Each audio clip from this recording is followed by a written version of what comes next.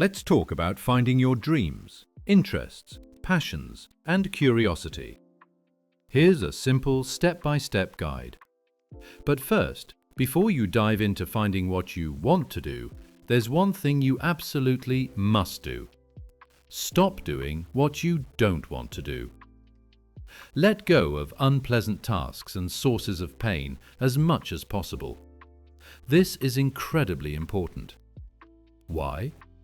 Because even if you stumble upon something you think you might enjoy, you'll inevitably say, "Well, I'll get to it when I have the time." But why don't you have the time? It's because you're filling your schedule with things you don't want to do. Your calendar is packed with activities you dislike, leaving absolutely no room for anything you actually want to pursue. Think of a performer whose uploads are rare. They're bogged down with these bizarre, regular gigs. "I'm too busy with work," they say. But are those gigs really that important? They probably aren't paid that well, and they're not even the main attraction. They're stuck spending hours on set for a tiny bit of screen time, maybe a quick trip to a location.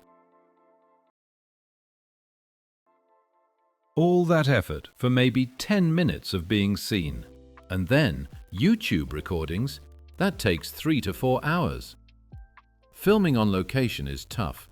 No wonder they can't find the time to do YouTube or anything they're curious about. The situation is, they want to try YouTube, but just can't squeeze it in.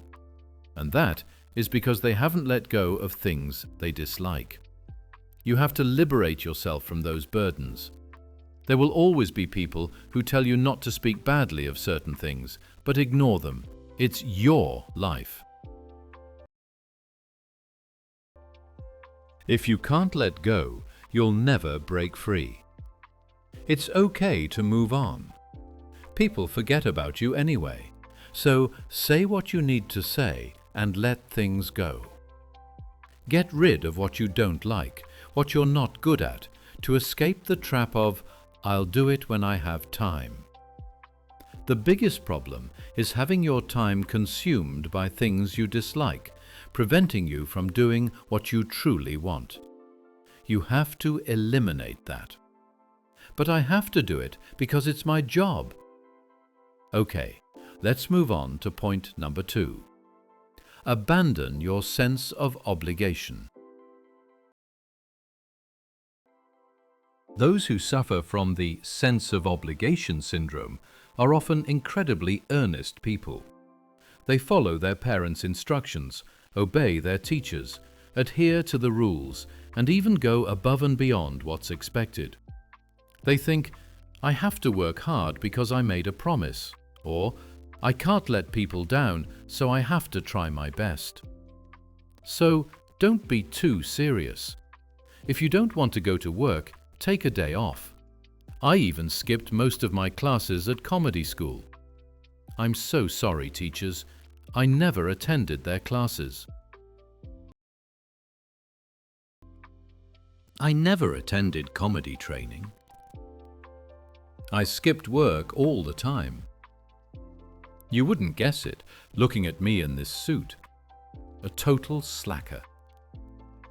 Didn't attend university lectures properly either. I've been skipping classes since high school. I'm a delinquent.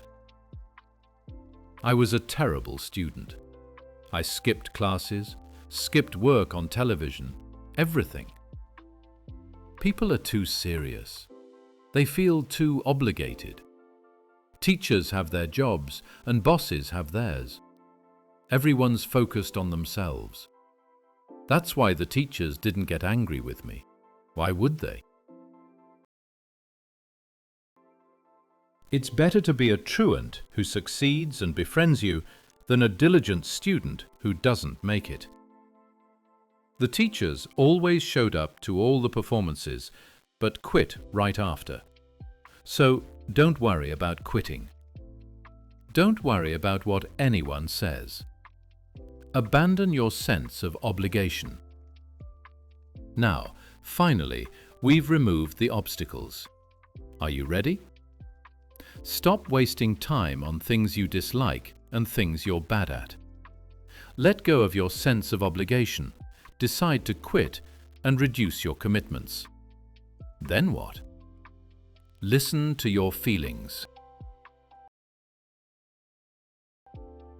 Listen to your emotions, not logic. People always think logically. Is this profitable? Is this a loss? They overthink things. Should I do this? Is it a good idea? No. Ask yourself, do I like it? How does it make me feel? Ah, I like this. I'll keep doing it. Wow, this is amazing. It excites me. I want to do this every day. If something makes you feel that way, it's appealing to your emotions, not logic. However, I do this too. Even if you start out liking something, you can quickly become burdened by responsibilities and expectations, turning it into an obligation. When I feel that happening, I drop it like a hot potato. I believe that ambition is the same as dreams, and desires are the same as hope. You can't move forward without desire. People need to want to be admired, to go to exciting places, to act in a certain way. You need self-interest to drive you. You won't go far if you're only doing it for everyone else. Those who say, "I want to create a space where everyone can be happy," are weak. They're kind, but not dedicated. They won't work all night. Because I live for myself, I'll put in the effort. I can talk for 12 hours straight. Because it's for myself, I get a rush of adrenaline. Think about fans who work hard for their favorite idols. They're totally fired up.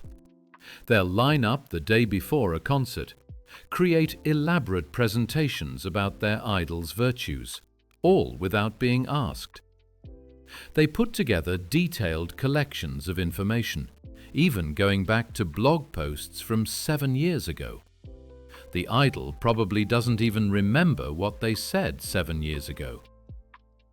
The fan might even wear a t-shirt from the idol's first live performance, which the idol hates. "Why are you wearing that old thing? Wear the latest merch," they say. It's not for the idol. It's for the fan's own excitement. They can't sleep because they're thinking about their idol. That's not for the idol, it's for themselves. That energy, that's the real deal.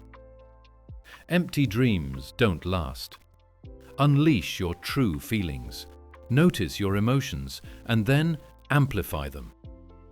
If you suddenly think, "I want to learn about moss," then become fascinated with moss. Isn't moss the most interesting thing in the world? I want to share the wonders of moss. Don't be afraid to dream big. Don't just keep it small. If you genuinely like something, expand it and run with it.